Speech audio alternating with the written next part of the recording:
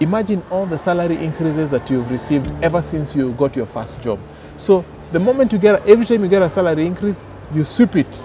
True. Like you never really had it. It's true. You sweep it to your investment. You're used to that kind of income. Exactly. Yeah. You keep sweeping it. You keep sweeping. By the time you're 40, Wow. you have such a portfolio. It can run into millions of, monthly income into your bank account. Which you've actually answered a question that one of my friends had, which I had to ask you, was she wanted to retire by 35. Yeah. So she wanted to know a plan. Yes. Now that she's already out of the mother's Yeah. house, so she can't do the first one, which I think is a good idea. And by the way, my son, I'm sorry for telling you, you live after 18 in staying, so you can invest. So like those ones of how would she be able to retire? How can somebody be able to retire minus living frugal, like by investing? How do you? What kind of advice would you give such a person?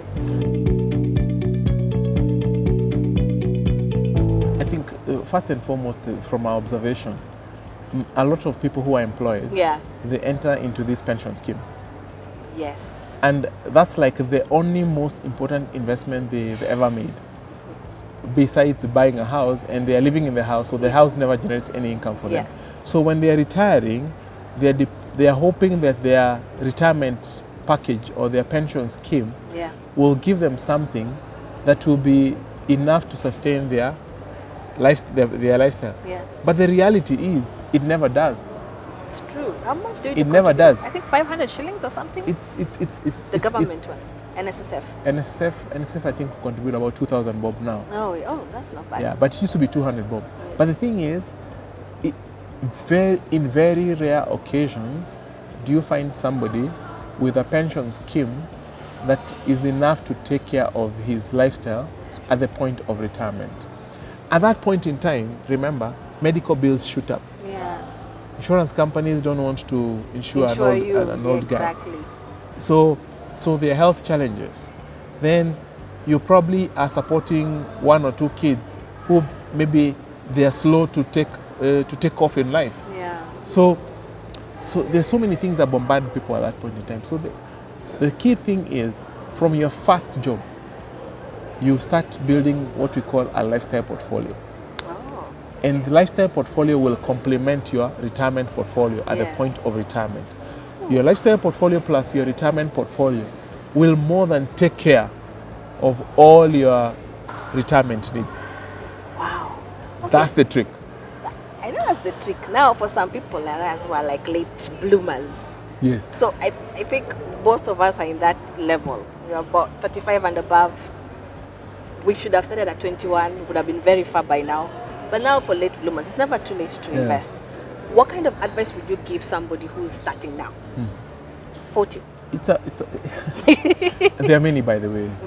And many of us, including myself, we've discovered these key secrets to success when we are entering our 30s, and some even in our 40s, and others even in their 50s. Yeah.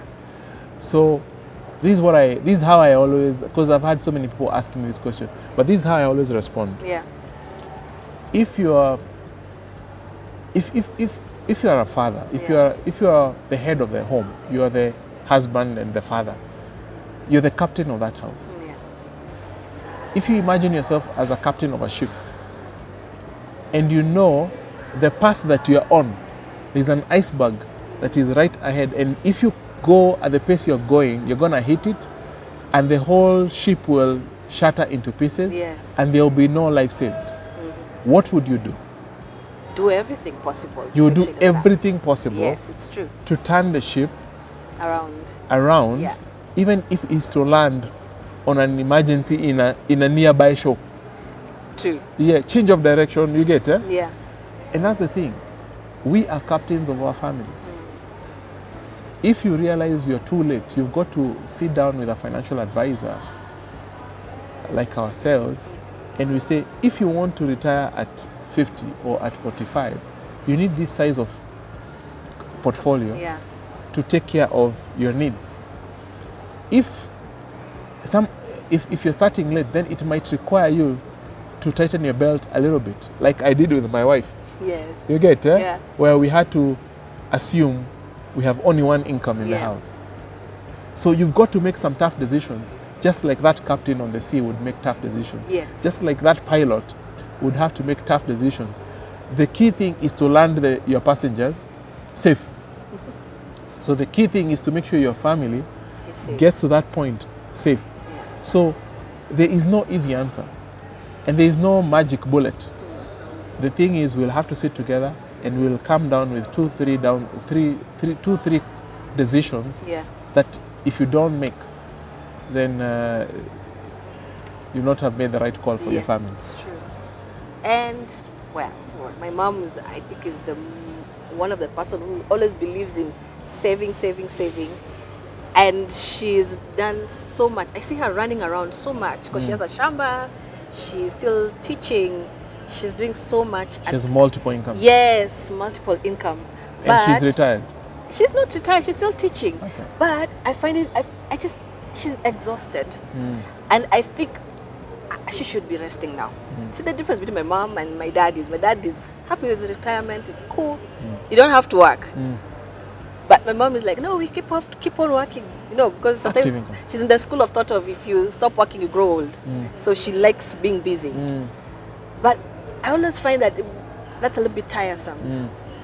She's had, the last time she went to get her medical, she was denied because she was told she's way over. Above, yes. Yeah, and she's high risk, which is, I don't understand what that means. Yes. But the more you get older, you become high risk. Yes. I know, but I mean, we should be taking care of our old people. If the system doesn't work, that's another story. But what would you advise somebody who's at that age, 60, 65? How she's good, she's got a portfolio, which we'll talk about more later.